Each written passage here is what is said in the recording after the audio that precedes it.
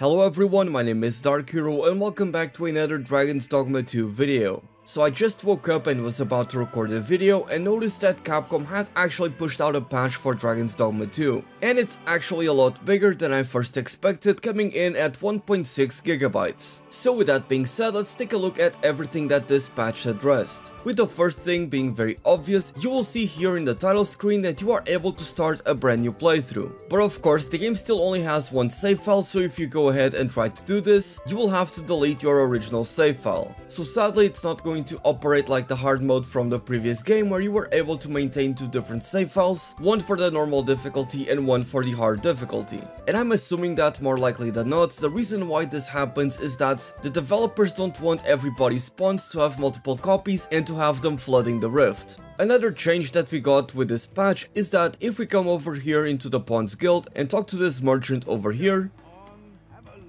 you can see that the Art of Metamorphosis book that was previously available for only 2 copies can now be purchased up to 99 times. So with this, you'll be able to customize the appearance of your character more often, and it's only going to make the microtransactions even more useless. I'm actually gonna take this opportunity and buy one of these glasses for my pawn. Now another thing that was changed with this patch is that now the DLSS Super Resolution should improve the quality whenever it is enabled. So let's go ahead and turn that on to quality, and I'm actually now seeing a lot better frame rate in the capital. As you can see, it's even raining, but my frame rate has improved. So overall, I am very happy with this change. Another thing that has been changed with the latest patch is that now you should be able to get the quest to have your own house a lot earlier into your playthrough, as it is going to save a lot of money for those that are still starting out. So currently on my save file I am on News Cycle 2, that is to say that I have beaten the game twice, and as you can see, if I come here and talk to Captain Brand, I have not done any of these main story quests. I have just been doing side quests and having fun with the game, and yet I can still come here into the common quarter, talk to Mildred, and I'll be able to own my own house.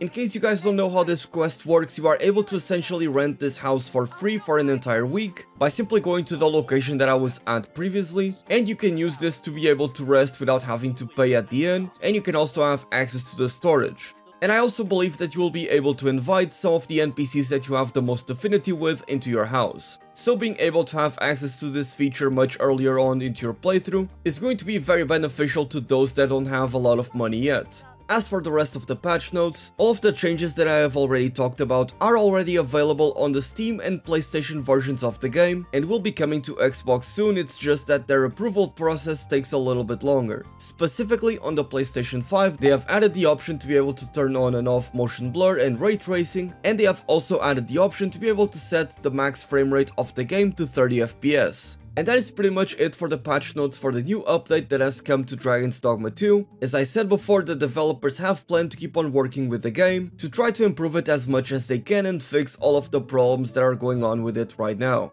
One big change that I would like to see come to Dragon's Dogma 2 would be to add scaling difficulty to the endgame, because as it currently is, if you have been exploring the map and doing some side quests, by the time you reach the endgame you will be able to trounce and destroy everything that is there, and I think making the endgame a little bit more difficult would be a nice change of pace. But those are just my thoughts. Let me know how you all feel about this update in the comment section below. As I said, I was going to work on a different video, but I want to keep you guys updated on Dragon's Dogma 2. With that being said, thank you all so much for watching. My name is Dark Hero, and as always, happy hunting!